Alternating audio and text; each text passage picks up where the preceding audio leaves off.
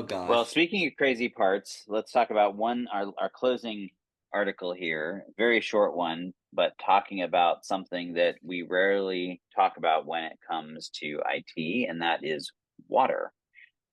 We've talked a lot about natural resources in the form of power consumption, Mhm. but the last one, or the one that we don't talk about much, is water. Well, for the average data center in the average enterprise organization today, we are generally not using water cooled systems. They're just not that big most of the time. But in these big giant data centers, they are.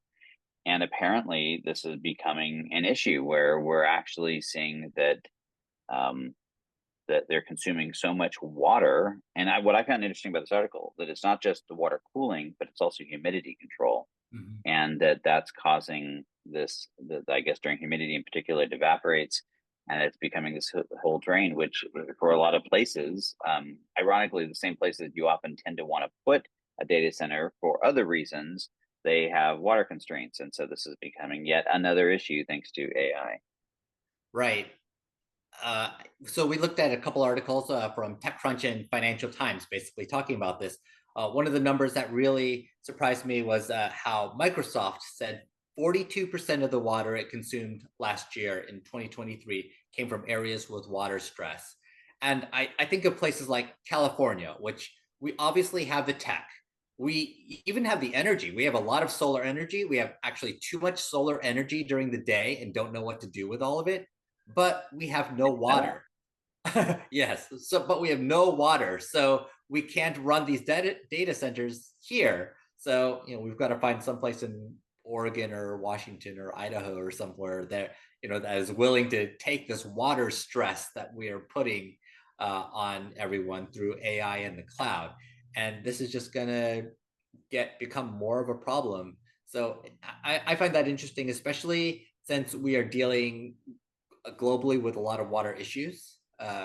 For instance, Phoenix, I don't know how Phoenix is going to, and Las Vegas, like cities like that are going to keep getting water over the next 20, 30 years. And now we have yet another actual source that is using up billions of gallons of water and potentially stressing our water system even more. So, we're not uh, we're not ecological analysts, but it's hard to ignore the use of water. We all use it.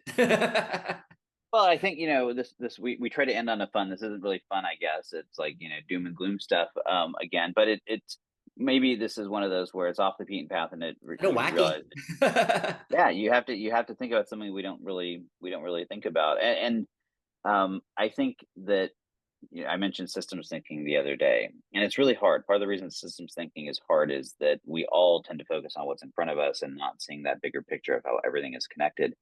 And it's interesting from my standpoint. I've been in this business now for 30 some odd years.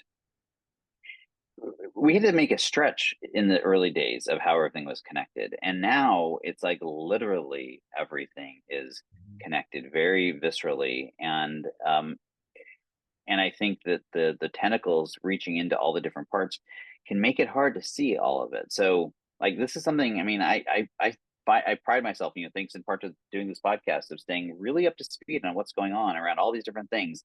And you sent this article over, and I'm like scratching my head, going, "Water, really?"